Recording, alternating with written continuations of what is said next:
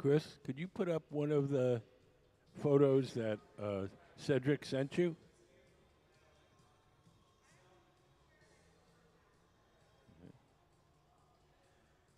Is there another one? No, just that one, huh?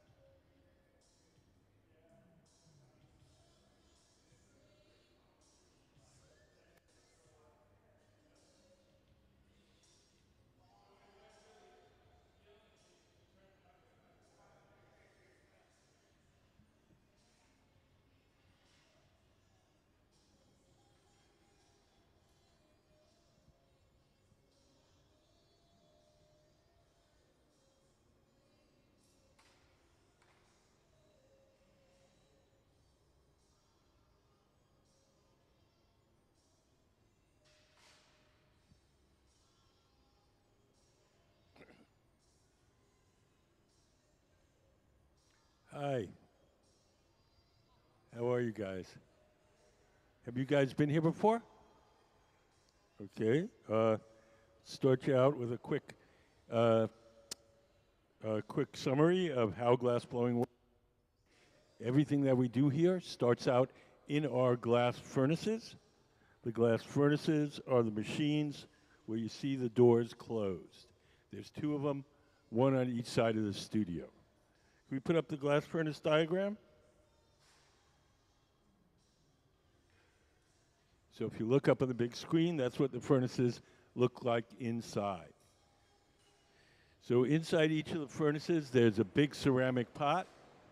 In that ceramic pot is 1,000 pounds of melted glass. We keep the melted glass at 2,100 degrees Fahrenheit. And at that temperature, the glass has the consistency of honey.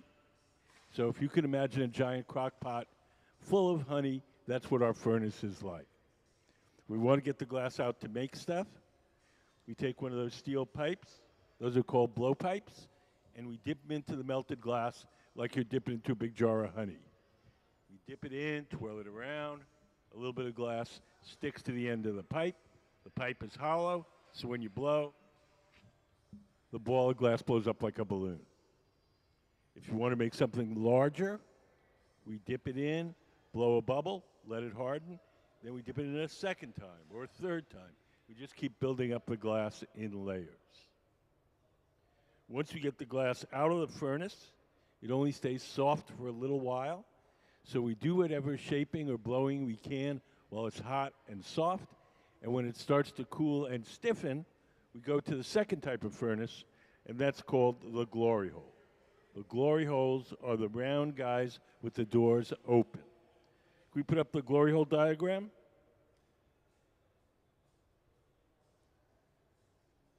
So the glory holes have no glass in them. They're just a hot chamber for heating and softening the glass while we're working. So you'll see him, right now you can see Ben in the center. He's heating up the glass in the glory hole. And then he's going to go back to his workbench, do whatever shaping he can while it's still hot and soft, and then return to the glory hole again to do some more. So today we're working with our guest artist.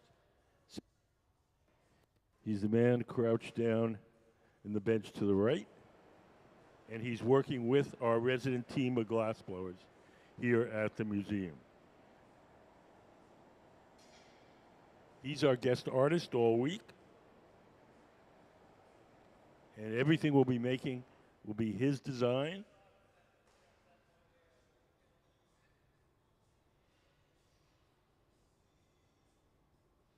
So we're going to be making some sculptural vessels. Can we put up the photo that Cedric sent you?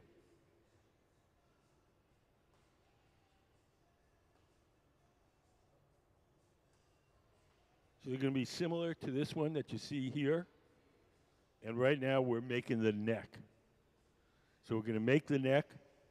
We're going to put it in this oven over here called the garage, keep it warm. We'll make the body, and then we'll pull the neck out and stick it on.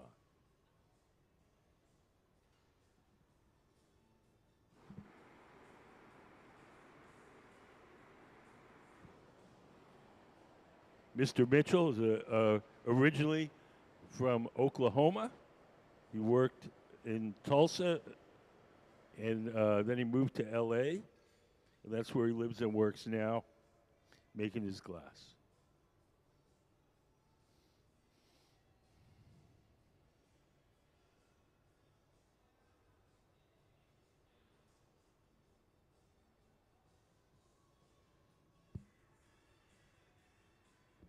All the glass that's in those furnaces is clear glass. It has no color. We apply our color. We buy colored glass separately. We buy it in the form of these bars. We buy it like an artist buys paint, red, yellow, blue, or pink. We blow a bubble of clear glass from our big furnace. We heat up a chunk of whatever color we want the object to be, and then we coat that initial bubble with the colored glass. Can we play color overlay?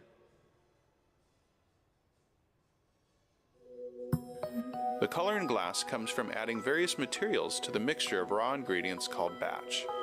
Most of the colorants are compounds containing some kind of metal. For example, adding cobalt to clear glass creates a deep blue. Tin and antimony can be used to create white glass, and gold chloride can produce a rich red or pink-colored glass. Colored glass is melted in furnaces, just like clear glass, and then is usually rolled into bars for storage and easy application.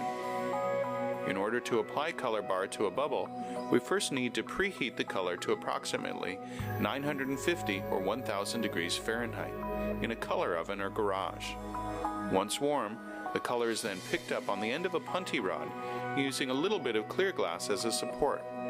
The color is then heated in the 2300 degree glory hole to soften it and make it malleable, while another artist creates a small bubble of clear glass on a blowpipe.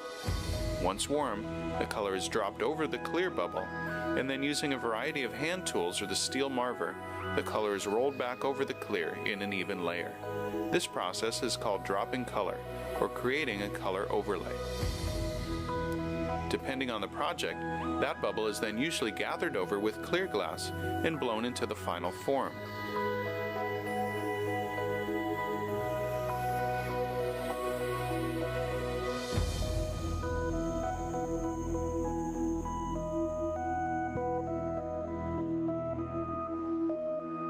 The finished product may appear to be all made from colored glass, but when viewed in cross-section, we can see that there is only a thin layer of color sandwiched between many layers of clear glass.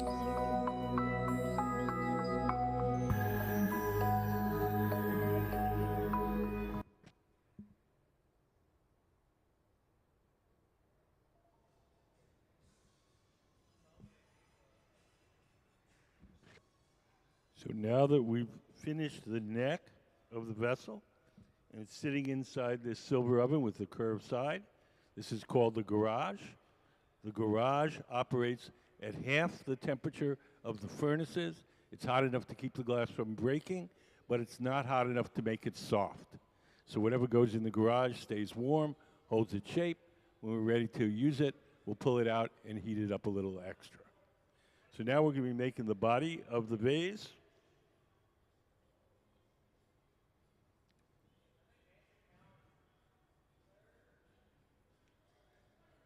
Sarah is starting it. That's Sarah Gilbert, one of our Museum of Glass blowers on the bench on the far right.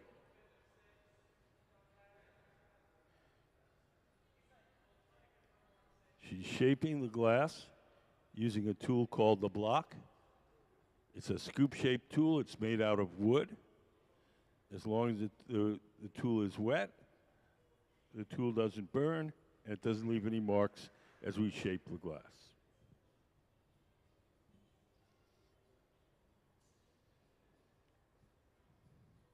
Does anybody have any questions so far?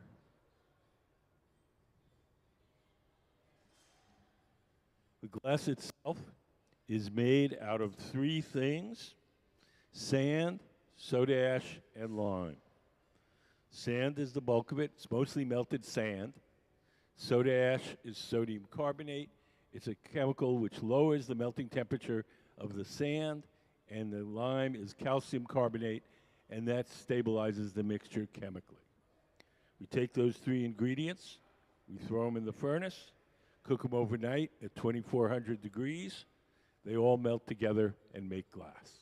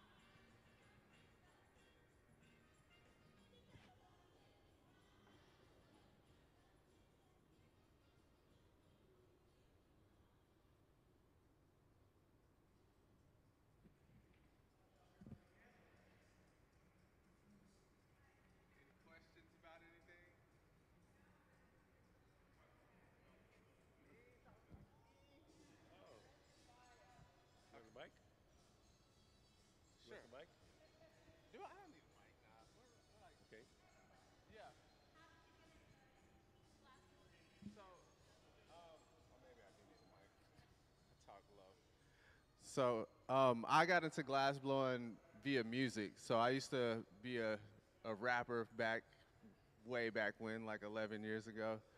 And I learned about music, I learned about glass blowing in the studio with my friend who was telling me about glass blowing and how I could take glass blowing at the community college that I was at because I was studying business. So I was taking my basics at this community college in Tulsa, Oklahoma. Hey, Cedric, use this. Oh. Check, check, check, check. All right, cool, we good. So, like I was saying, I learned about glass blowing via this, the studio, recording music. And then I was studying my basics in business in Tulsa Community College, and I signed up for glass blowing as an elective. And then just without any knowledge or any research, showed up and got hooked. So basically, I got hooked, and then I took the first semester in glass blowing, and then the Tulsa Glass Blowing School was like, well, you can hang out here during break and, you know, be an intern if you want. So I did that. They didn't know that I was gonna show up every day. So I showed up every day and just picked up a broom and just started sweeping until somebody asked me to, you know, help with something or anything like that. And then they thought I was okay. So they took me to go visit colleges with glass degree programs. So I went to visit this school in Texas called UTA, University of Texas in Arlington, which has a glass blowing degree program, which I really liked that facility because it was air conditioned. That's the only reason. And then I went to Hastings, Nebraska to visit a facility there, the Hastings College, which they had an incredible teacher there named Tom Krieger. And I got to watch them make like a 6-foot vase. So they like climbed this ladder and stretched out this amazing thing. And then it got all the way to the end and it broke. So that was like my stamp. I was like, this is cool. I want to do this. It looks dangerous. It's really risky.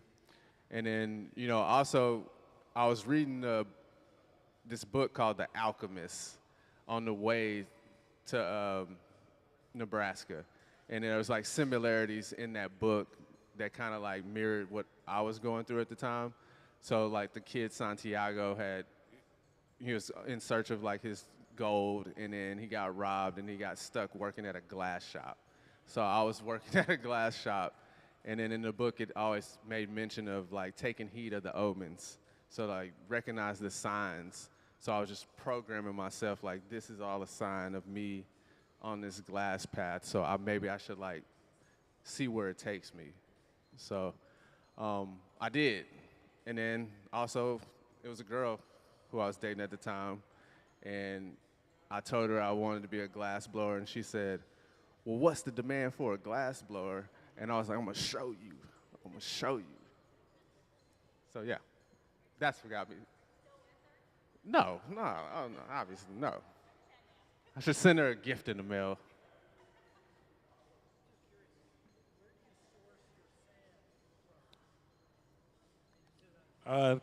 We get all our raw ingredients from a company in North Carolina called Spruce Pine Batch, and where they get their sand, I have no idea. Any sand anywhere can make glass. The whiter the sand is, the clearer the glass will be. But it's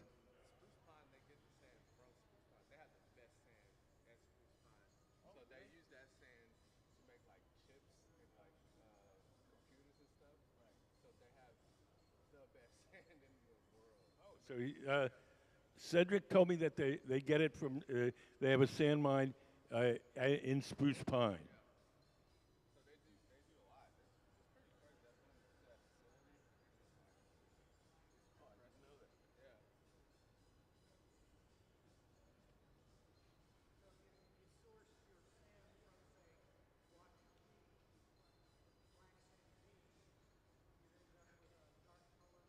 No, you end up with like a little slightly light gray tinge. There's not enough colorants in that sand to make a difference in the final glass. I have a friend who went around the world taking different colors, different sands from all over, and the results were pretty unimpressive. if you want something to be strongly colored, you have to add usually some kind of metal. Different metals make different colors. Cobalt makes it blue, chromium makes it green, tin makes it white. When you see like an old Coke bottle and it has a slightly green tinge to it, that's the iron in the sand that's causing that green.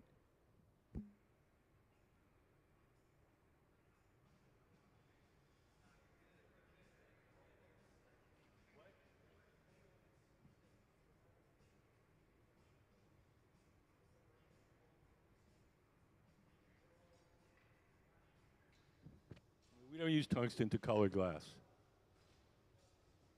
No.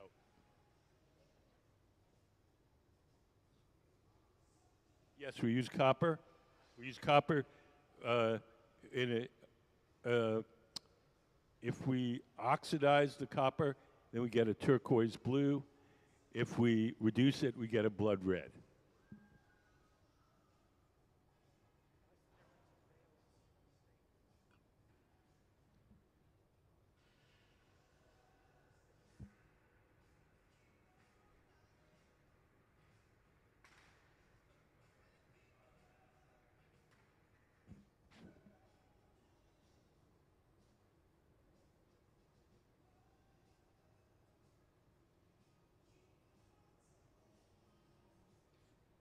So now Sarah's heating up the bubble in the glory hole. We're going to hand it over to Cedric. Cedric's the man sitting at the center bench.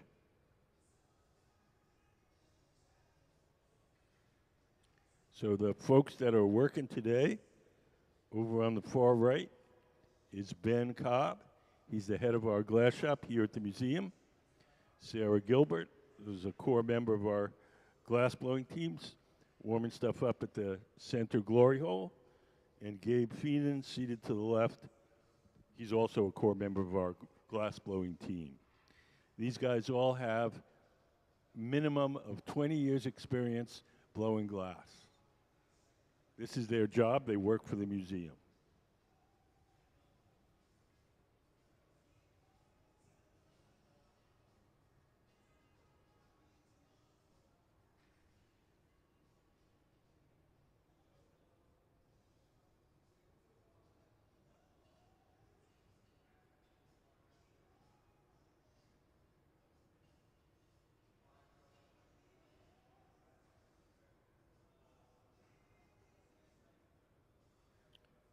So now Mr. Mitchell is shaping the glass using a tool called the block. It's made out of wood. It's stored in a bucket of water. As long as the wood is wet, the tool doesn't burn, and it doesn't leave any marks as we shape the glass.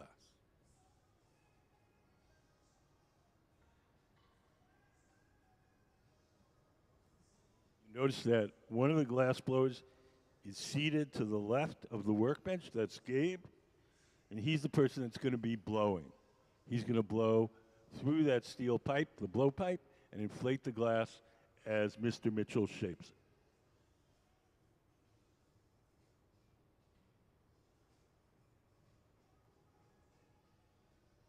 The pad in Mr. Mitchell's hand is just folded up ordinary newspaper soaked in water. As long as the newspaper is wet, it doesn't burn too much. It does burn, but not too much, and we can shape the glass without leaving any marks.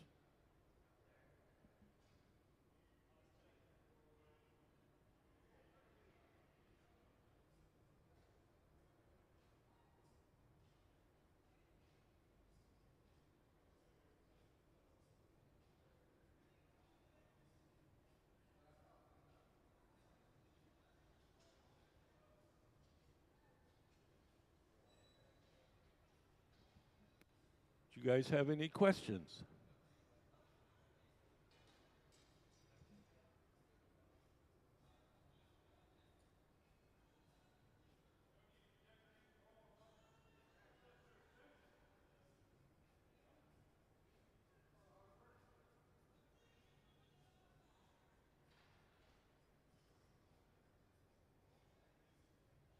So now Gabe, in the gray shirt, is pulled out a ceramic plate. On the ceramic plate are little tiles of glass called marini. And we're going to melt these into that bubble to decorate it. Can we put up the marini chop chop slide?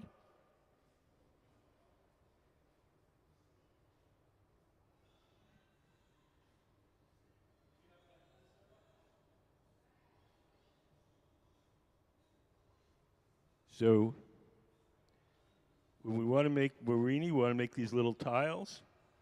We make a bar of glass that has a pattern that goes all the way through it. And then we chop off little sections, and each section will be one of these little tiles. It's a technique that dates back to Roman times. And now we're going to roll our bubble over the marini.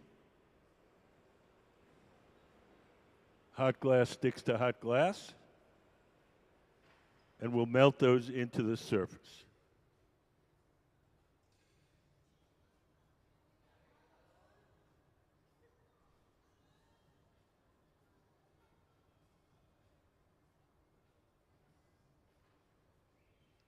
Can we put up the marini compare slide? So if you look up on the big screen, over on the left, there's a Roman bowl from the 1st century AD. And on the right is a contemporary sculpture by Richard Marquis, and they're both done with this marini technique. So basically, the marini technique is to make these little tiles and to transform a two-dimensional pattern, mosaic pattern, into a three-dimensional object.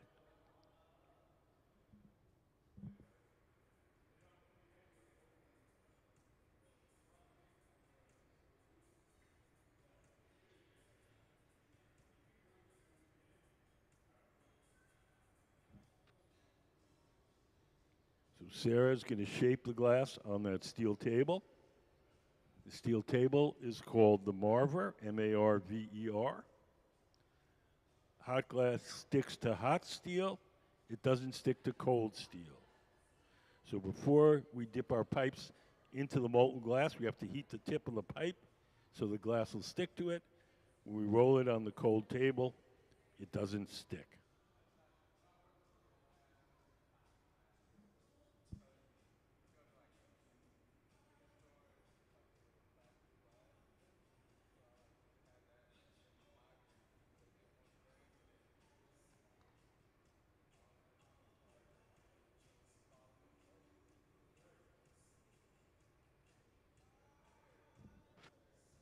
Can we put up some of Mr. Mitchell's artwork up on the big screen?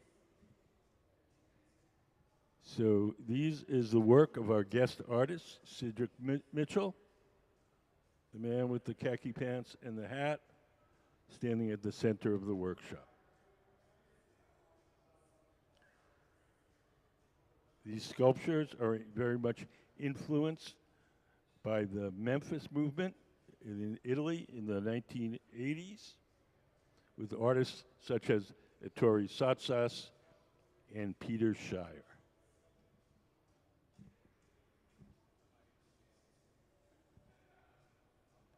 So all these were forms separately blown and then stacked together.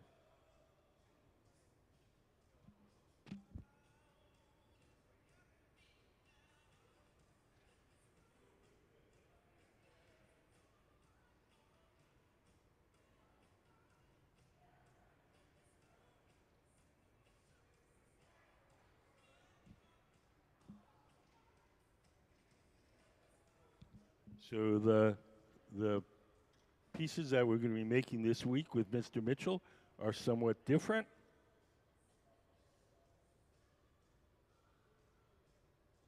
Can we put up the photo that Mr. Mitchell sent you? So they can be more like the piece that you see in that photo. We made the neck of the vessel It's sitting in the garage. Now we're making the body.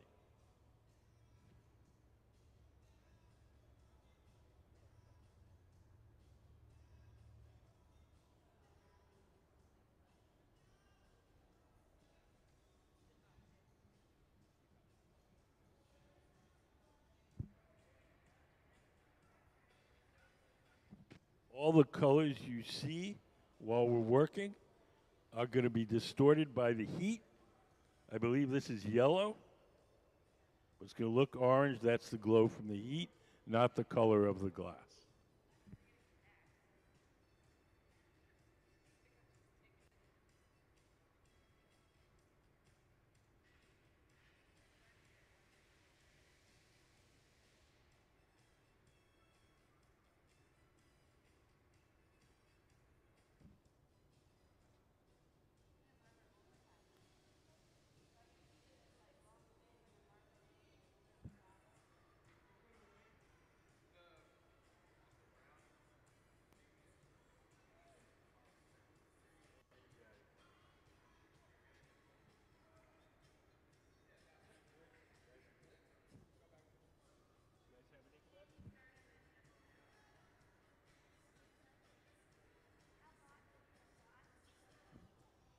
Oh, the glass gets up to 2,100 degrees.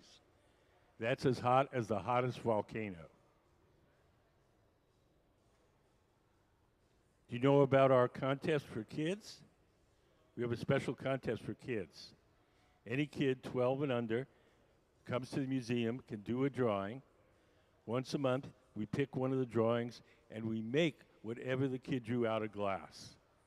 We make 2 copies, one for the kid to take home and one for the museum collection. There's a table out in the lobby with drawing materials and entry forms. It's free to enter. So if you guys want to do a drawing while you're here, can we put up some of the kids' design stills? So if you look up on the big screen, you can see some examples of sculptures that we made from the kids' drawings.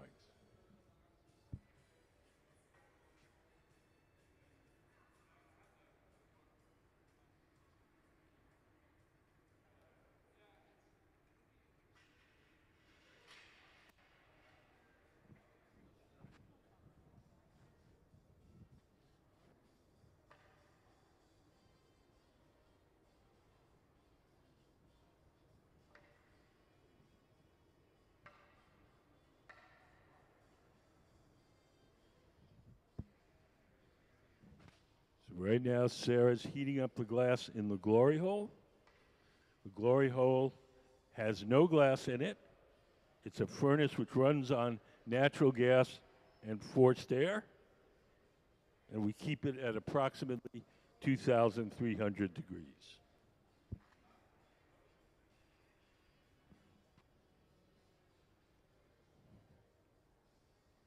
So now Ben, seated to the left, he's blowing through that steel pipe and inflating the glass as Mr. Mitchell, Cedric Mitchell, our guest artist, shapes it.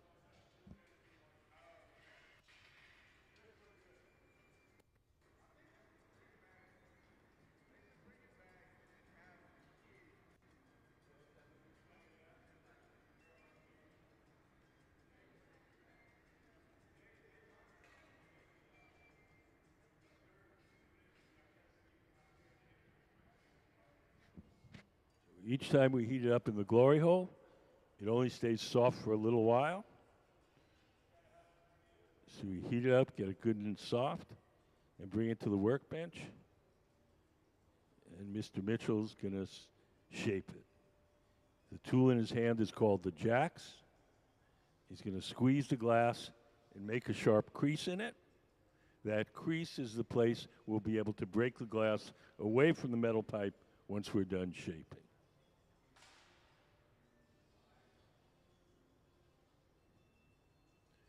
Ben, seated to the left, he's the guy that's blowing. He's blowing through that steel tube and inflating it as Mr. Mitchell shapes it with a pad of wet newspaper.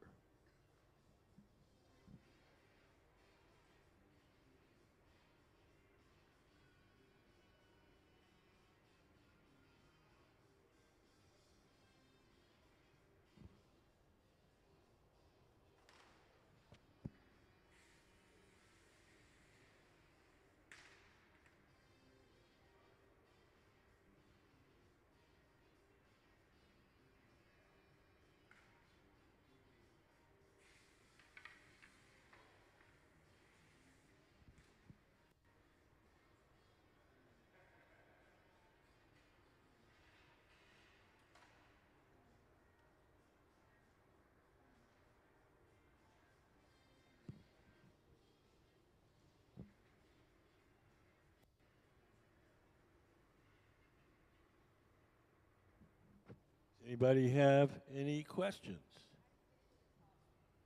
Oh, various different ways. Some people learn at work. Gabe, sitting down at a steel table, he learned entirely at work. Um, Ben, sitting over there, he got a job in a glass shop when he was in high school, after school job, and then went on and studied at an art college. Um,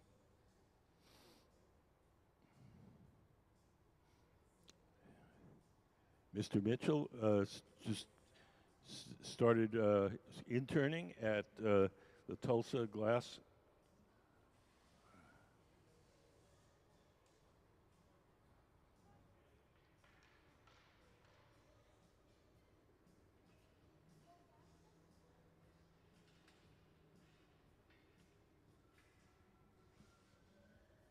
Here in Tacoma, you can learn glass blowing in the public schools. There's a program at Hilltop Heritage Middle School and at Silas High School. We can learn glass blowing for free in the public schools.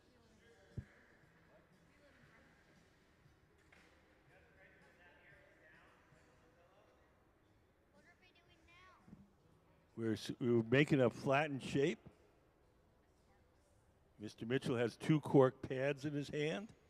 He's given the glass a squeeze, so it has more of a flattened profile, more disc-like.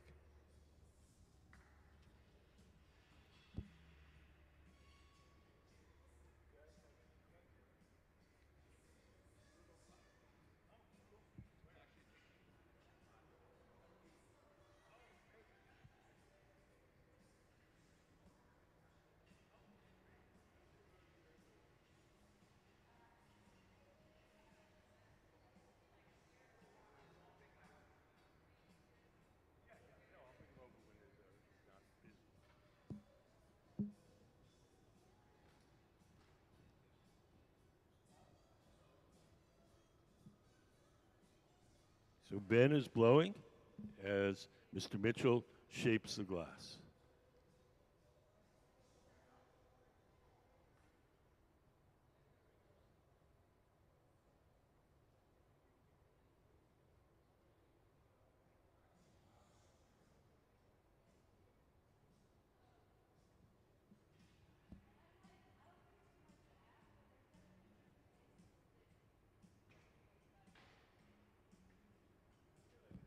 Does anybody have any questions?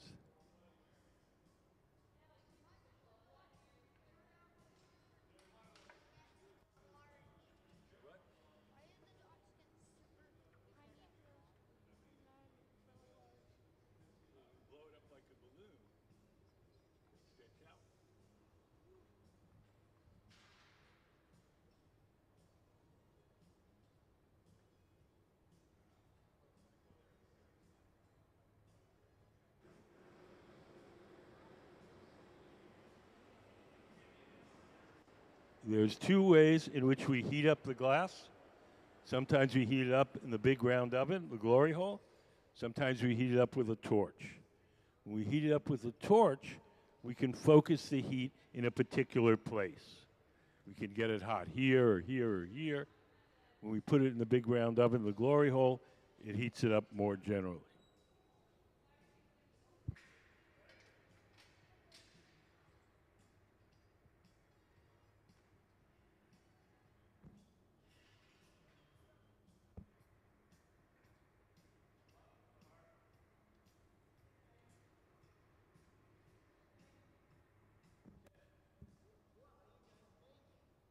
We're making a sculptural vase. Can we put up the photo? So something similar to this. Not the same, but similar.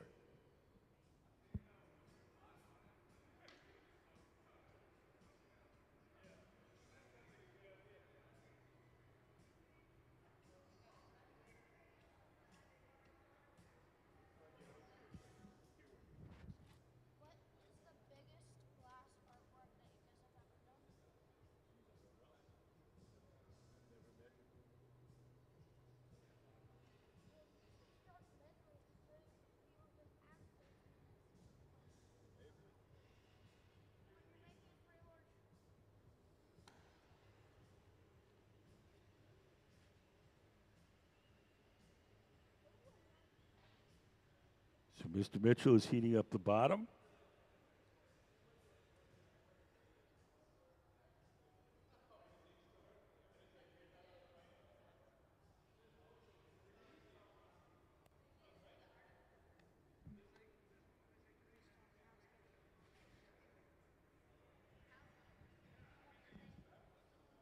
He's got a wooden paddle in his hand.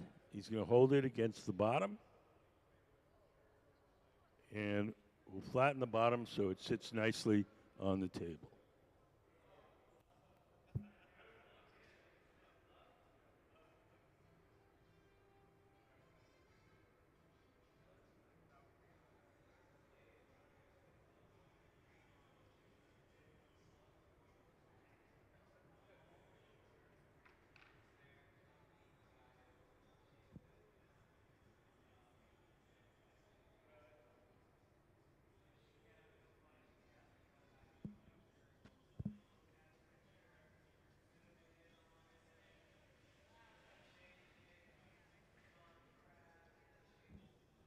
The next part of this process is to transfer the glass from the rod it's on now, the blowpipe, to a second steel rod called the punty, P-U-N-T-Y. The punty will hold the glass from the bottom while we shape the top.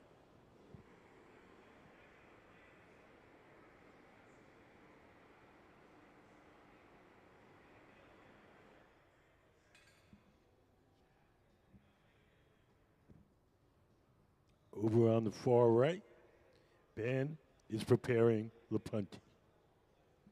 He's coated the end of that steel rod with a little bit of molten glass.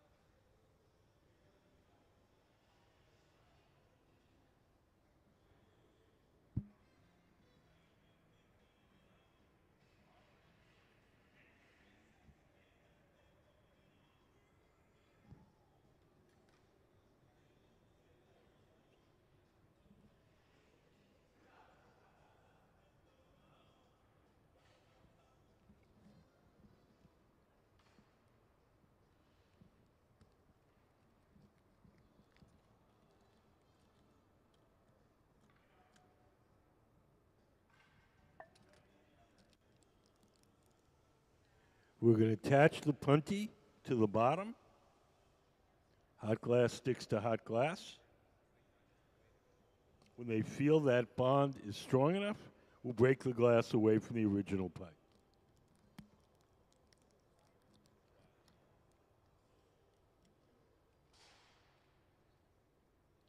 He'll drip some water where he wants it to break. Give it a tap. And up it comes. So now it's held from the bottom. The top is exposed. The top can now be heated and shaped.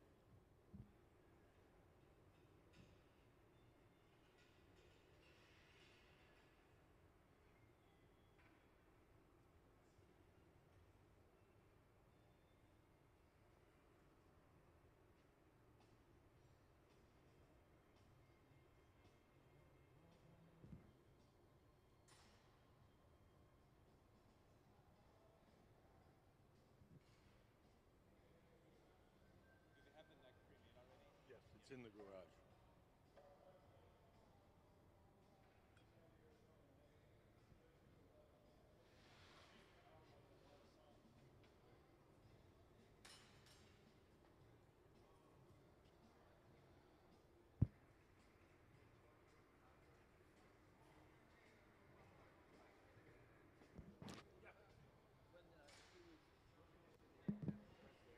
Yes. We blow air on it when we want to stiffen part of the glass, we blow fire on it when we want to soften it. So if you want a stiffen part, we blow air on it.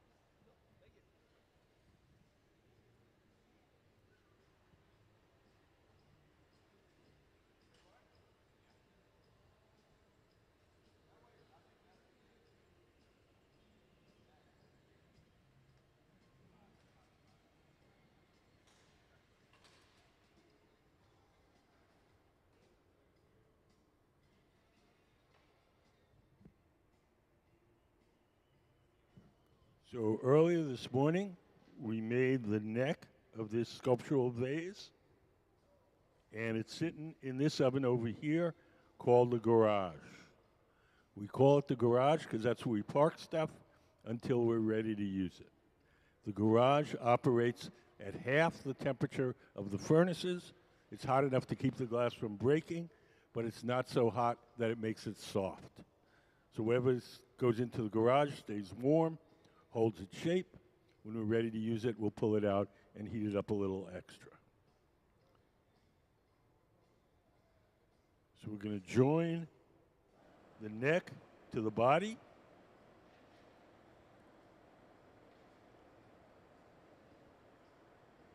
When we join two hollow objects together, we call it incalmo. I-N-C-A-L-M-O. Can we put up the incalmo drawing?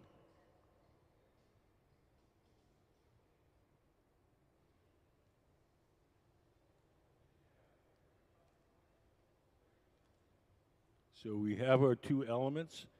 We open them up to the same diameter. We heat the edges so they're soft and sticky, and we just press them together.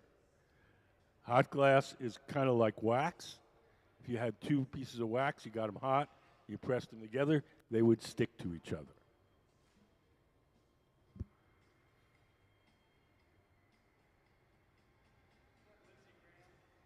Thank you.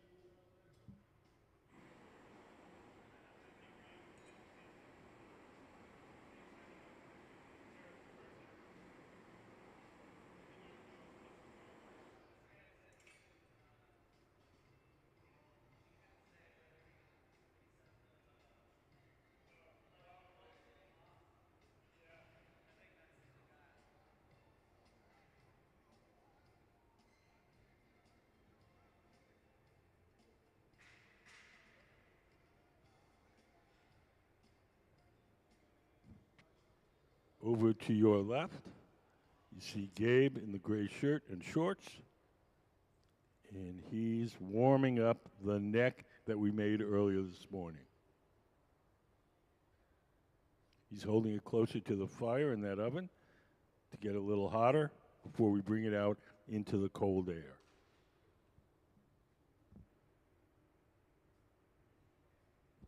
Does anybody have any questions? What?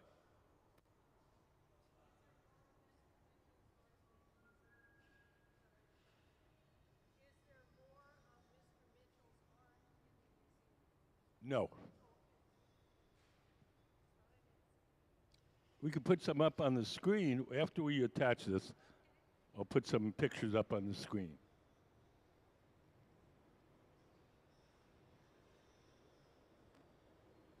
So we're heating up the neck.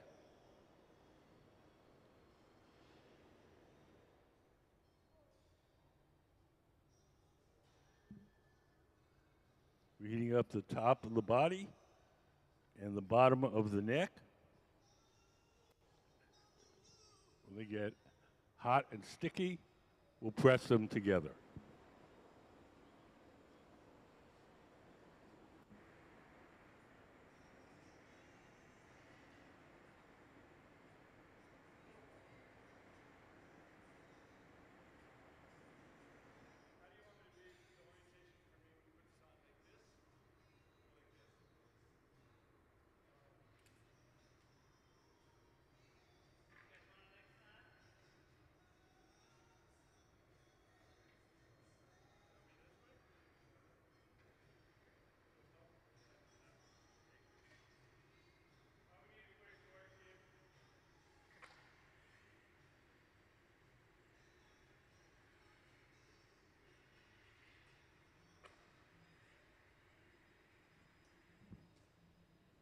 Mr. Mitchell is heating up the very top of the body. The torch in his hand is a propane and oxygen torch. It has a 5,000 degree flame and allows us to get one small area of the glass very hot very quickly.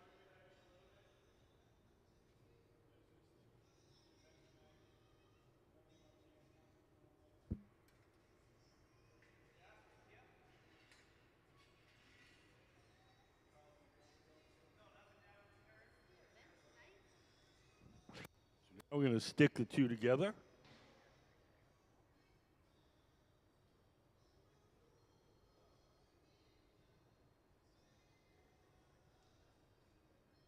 When they feel that bond is strong enough, we'll break the glass away from the pipe holding it.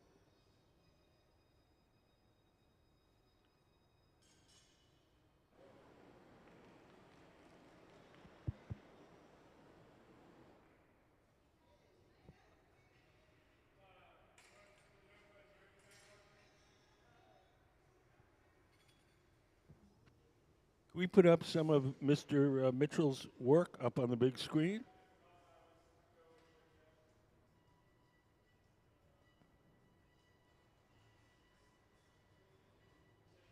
So these are all sculptures made by our guest artist, Cedric Mitchell.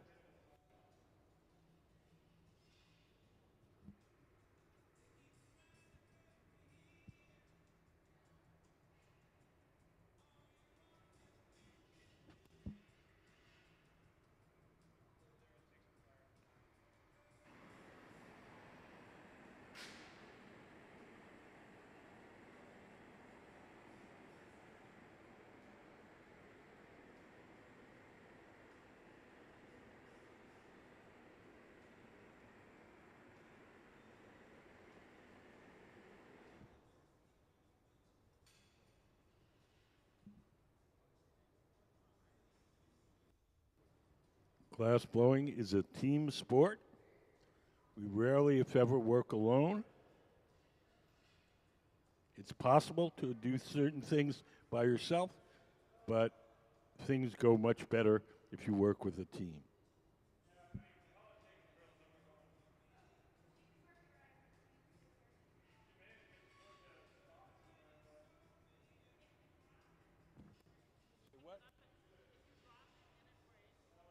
It depends how hot it is. If it's really hot when you drop it, then you get a thud, and the thing will just dent. If it's cool, and then it'll be more brittle, then it will break. We can only reuse our clear waste. We can't reuse our colored waste because the big furnace where we melt it is all clear, so we can't throw red and blue and green in there. But we do collect our clear waste and we recycle that.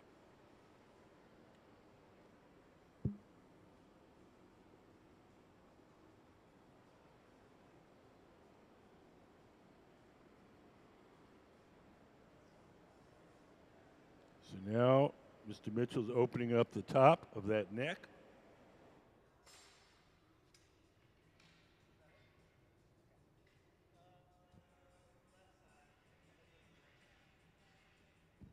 We're almost done.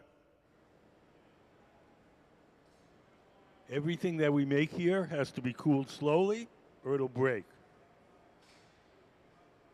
The slow cooling process is called annealing.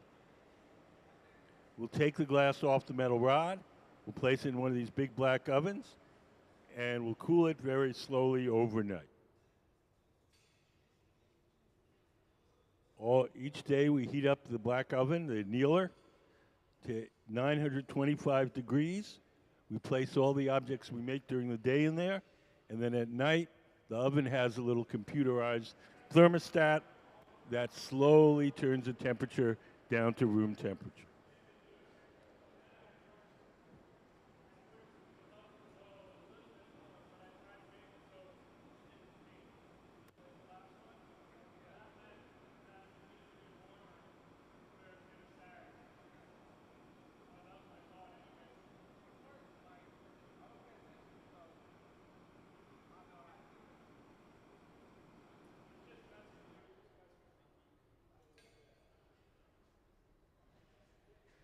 So to the right of center, you'll see Gabe. He's got a face mask and some heavy gloves on. Those gloves are made out of Kevlar. Kevlar is a heat-resistant insulating material. When he grabs that sculpture, it'll be approximately 1,000 degrees. At that temperature, the glass will be hard. We'll put it in the annealer and cool it slowly overnight.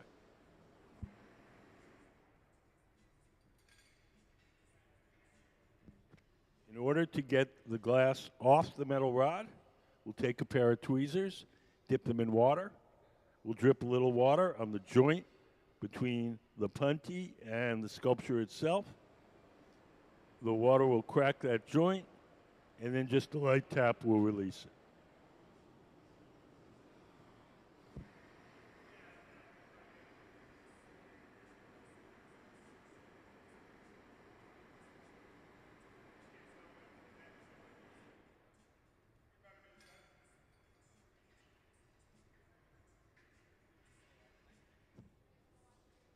Gabe is heating up the gloves.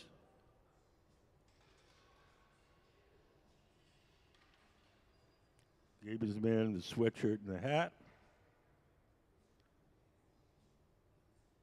And he's going to carry the finished piece to our annealing oven. We'll drip some water on that joint. The water will crack that joint, and just a light tap will release it.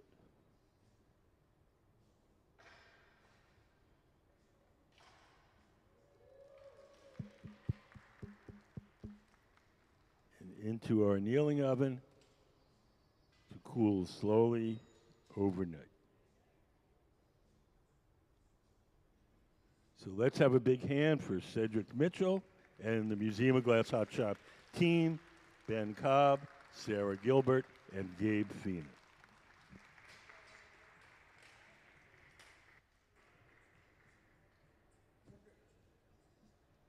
Guys are going to be in your class.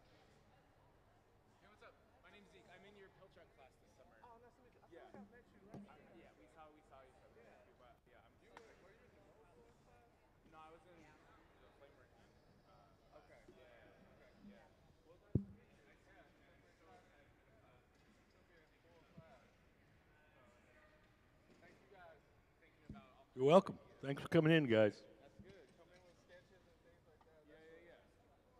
Anyway, I just wanted to say hi. Oh, thank you. We're gonna hang out a little bit, watch your work. I love these. Oh, thank you. It's so like totally different. I love the like vibey kind of millie stuff. Like it has that like slightly whimsical, but like slightly like candy, like childhood thing going on. I really like what you're doing. Yeah. See, I like to let people talk about it, and then I just copy it and write it down. That's it. That's exactly what we're doing here. That's what I was going. This is my partner Sue. She's a glass blower too. She's gonna be a pill truck in a different class. I'm going to be in Nate Watson's class. Oh, that's my buddy. Yeah. So we'll be hanging with you. Nice. Yeah. Funky forms. That's what was said earlier.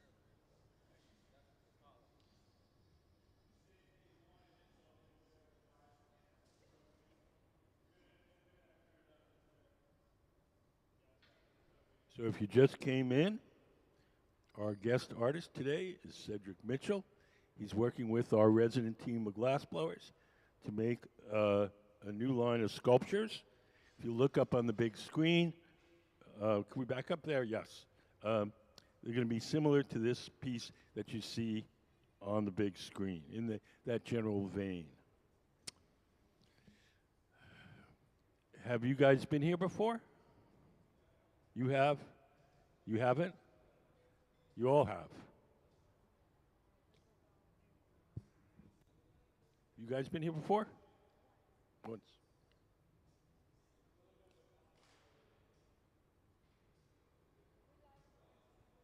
Good. Good. That's why we're here. The cool characters. Oh, it's going to get hot in the summer. Today's not bad.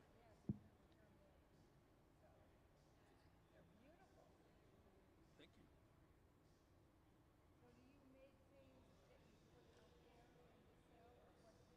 Oh, we do all sorts of things here.